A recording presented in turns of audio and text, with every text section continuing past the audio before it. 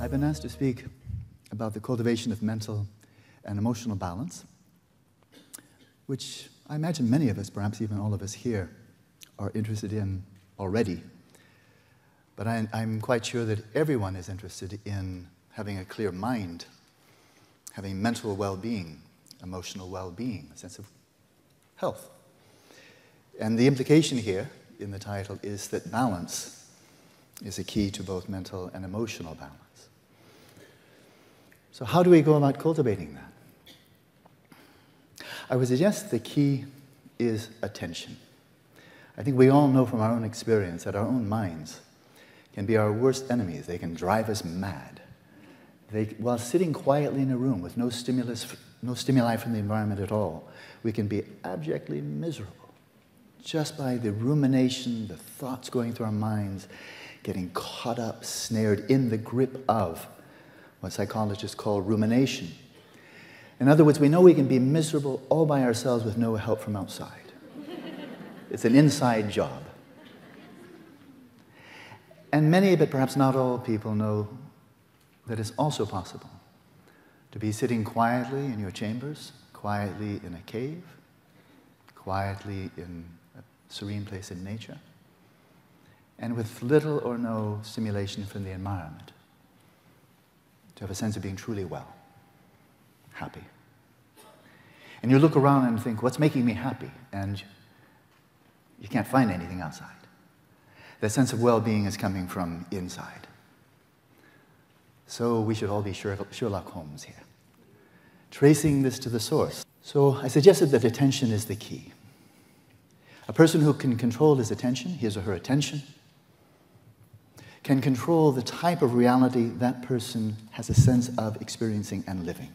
For after all, as William James, the great pioneer of modern psychology, stated, for the moment what we attend to is reality. We take seriously, we count as real only that which we attend to. So when our minds are caught up in attention hyperactivity, whether or not it's clinically diagnosed, I think we all know what it's like. When the mind is like a runaway train, like an elephant in rut, to use one of the great Indian classic metaphors, it can give us an enormous amount of grief, especially when this rumination, this obsessive, compulsive flow of thinking is negative, dwelling on past misfortunes, the misbehavior of other people, negativities of one sort or another, and they just catch us in their claws. We really become victims of our own minds. So negative rumination, if we're looking for mental balance, emotional balance, insofar as our minds are still prone to such negative rumination, such attention hyperactivity, where the mind really is out of control, and we're kind of just being dragged along in its wake, then as long as we are prone to that, or to the extent that we are prone to that, mental and emotional balance will be an unreachable ideal.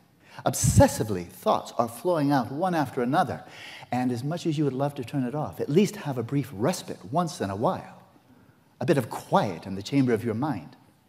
It does not give you that option. It always has an answer. You want to be quiet? Good, let's talk about it. It's obsessive. If you think you have control, try to not think for 1 minute while you're still awake. It's obsessive. Well, as if that's not enough, it's also compulsive. That is, the thoughts arise, but they don't simply arise like images on a television screen. They arise, and we generally are compulsively drawn into them, as if there's a siphon. It sucks our attention in, and our attention is focused off to the referent of the thought. We are there and then thinking about this and that. There's a really awful image. It was in that movie, Little Miss Sunshine. Remember where they tied the dog to the back of the station wagon and then forgot? Yeah, it was a comedy, so don't worry, no animals were harmed in that sequence. But nevertheless, we're the dog, and the rumination is the station wagon.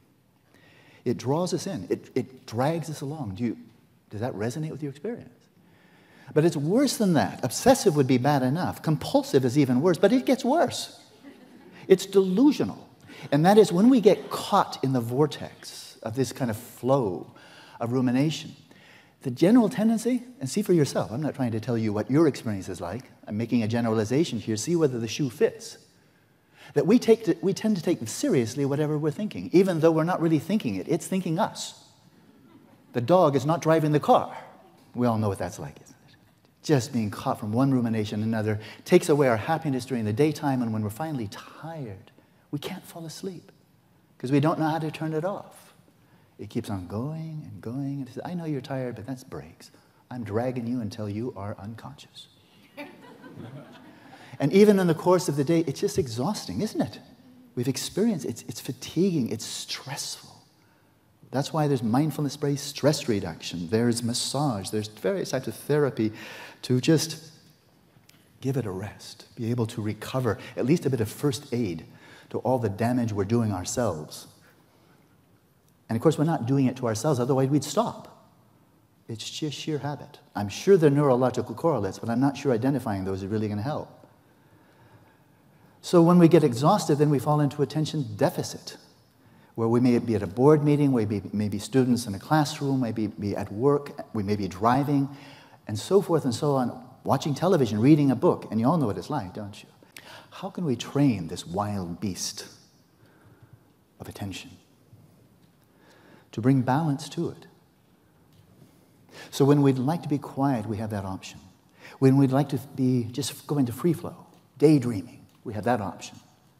Like to think creatively, analytically, like to dwell on the past, anticipate the future, we have that option. And when we like to be just quiet, attentive, receptive, in a conversation with a child, a friend, a spouse, business meeting, education, and so forth, just to like to be totally silent. I don't mean zoning out. I mean present, discerningly, but just taking in reality rather than insisting that it be a dialogue at all times. How? How do you develop attention skills? How do you develop attentional balance? India, I think, is actually the foremost civilization on the planet in terms of just the centuries of research they've done, and it's called samadhi. Not in some sense of some kind of a pinpoint, minute tunnel vision, not at all. It's just useful occasionally, just like looking through a telescope. But rather attentional balance. What's the first step?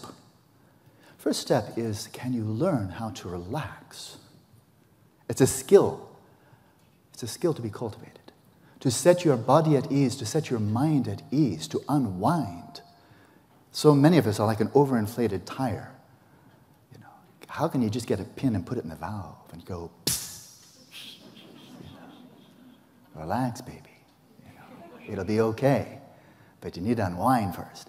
If you take that wound up, tense, driven, strained, ego-driven, goal-oriented mind and say, okay, give me some meditation, I'll suck it. I'll get that little bugger.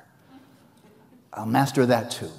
I'm going to be really good at meditation. I'll just give it my best shot. I'll master that little sucker, whatever it is, you know. Well, lots of luck with that. The first thing is actually not to master anything, it's actually let go. It's not to acquire anything or to achieve anything. The first thing is to let go. Release all the rumination as much as you can, breath by breath, every out-breath. Let it be a surrender, a happy surrender. A release of the breath, a release of bodily tension, a release of rumination, breath by breath.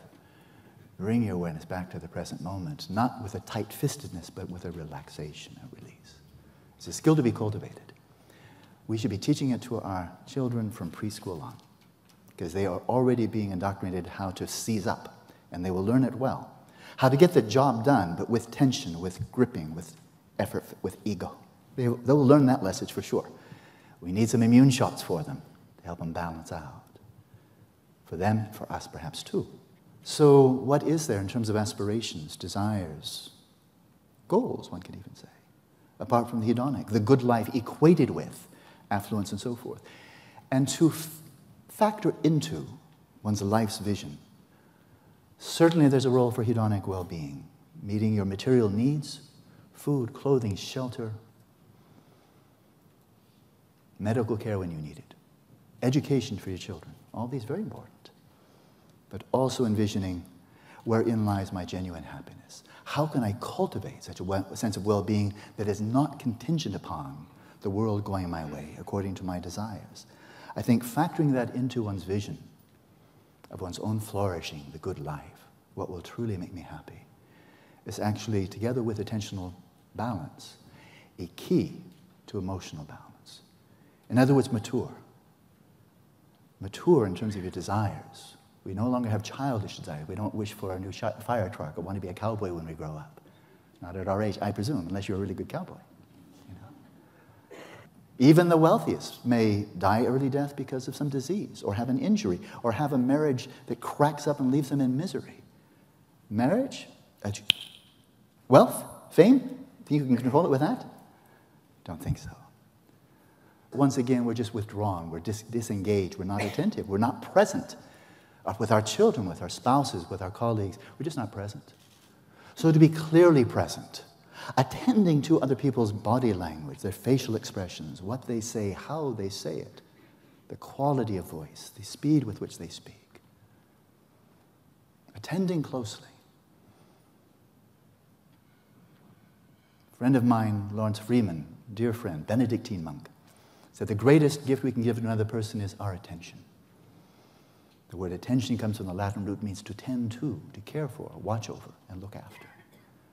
So as we tend to others, tend closely, let them become real for us, naturally and inevitably, a sense of empathy arises.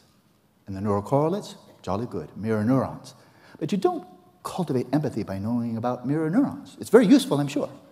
But you cultivate empathy by attending closely to others until they really become real for you, not as a means to your own end, but they are real. Each one is real. Each one is worthy. Each one is precious. Each one aspiring for happiness and freedom from suffering, just as we are. So we bring this mindfulness, this close attentiveness, this cognitive balance inwardly to clearly experience our own bodies, the experience of being embodied. Attending closely to our own minds, as we attend to those who are near, those who are far, we find we can't help it. We just start caring more. A sense of wish, of the longing for others' well-being, that they may be free of suffering, just arises naturally, simply because we're attending closely. And there's the key to emotional balance. Have a big mind, big space of the mind, that everyone around you, near and far, they're all real to you. And there you find emotional balance. So your own well-being is actually inextricably linked with the well-being of all of those around you. And there's the key to mental balance, emotional balance, and I'm finished.